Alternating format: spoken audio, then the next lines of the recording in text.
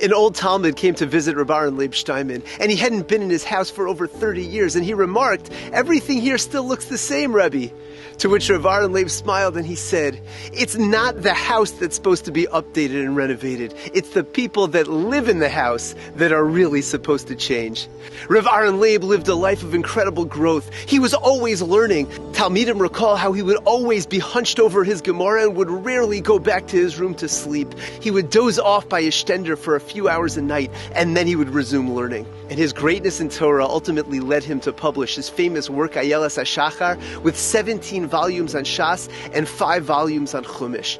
Yet a few years before his passing, when his son tried to arrange for him to be able to go learn in a quiet apartment somewhere else so that nobody else can bother him, Rav Leib politely declined. And he said, "If I do that, then where am I going to get zechusim from? People come to me at all hours of the night for advice and for brachas. I need to be able to have those zechusim."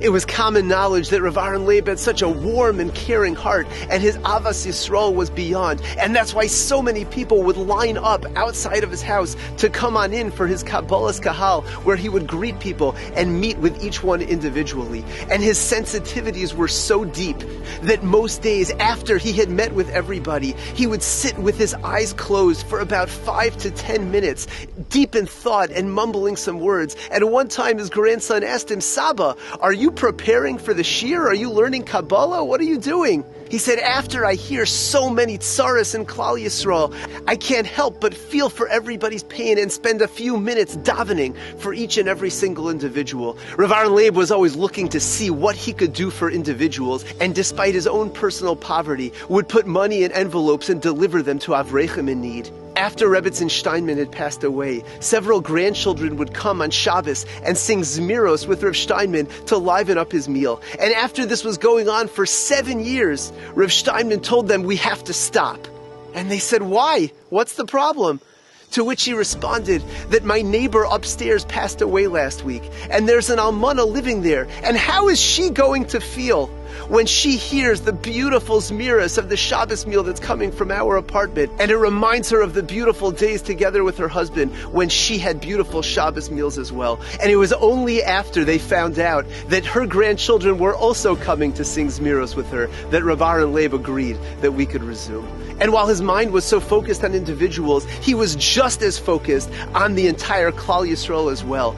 In 1998, when Rav Leib was already 84 years old, he decided that he has to build Torah throughout Eretz Yisrael. He started Yeshiva Orchos Torah in Bnei Brak, and then he went on to start another yeshiva, Rina Shel Torah in Carmiel. And as if that wasn't enough, he said we have to start Yeshiva Torah B'Tifarta in Ashdod, and then later decided to start Yeshiva near Zerach in southern Israel. He started yeshivas everywhere. He had started with 20 Talmidim, and over 20 years, he built it up to over 2,000 Talmidim and 1,300 Avreichim. But he didn't stop there. Rav Leib saw the incredible need for Kiruv in Eretz Yisrael, and that's why he got involved with Arachim, and he was one of the driving forces behind the start of Lev La'achim, one of the largest Kiruv organizations throughout Eretz Yisrael.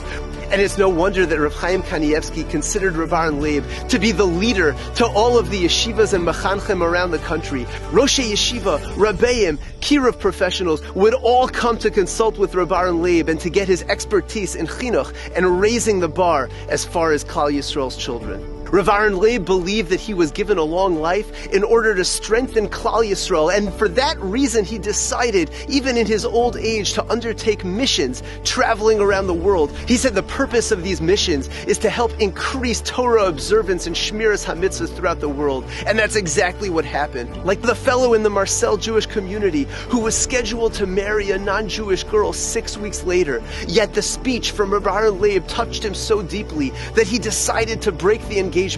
And after speaking with Rav Leib several months later, telling him what happened, Rav Leib told him that now you've taken the first step, and after that, we have to learn what it means to really be a Jew. And this fellow sat down and he started learning, increasing his Torah and his mitzvahs, and today is a Marbitz Torah in Eretz Yisrael. Rav Aaron Leib was a mechanech, a posek, an advisor, a mechaber svarim. Throughout every single thing he did, it was all about one thing, about building Torah in Klal Yisrael.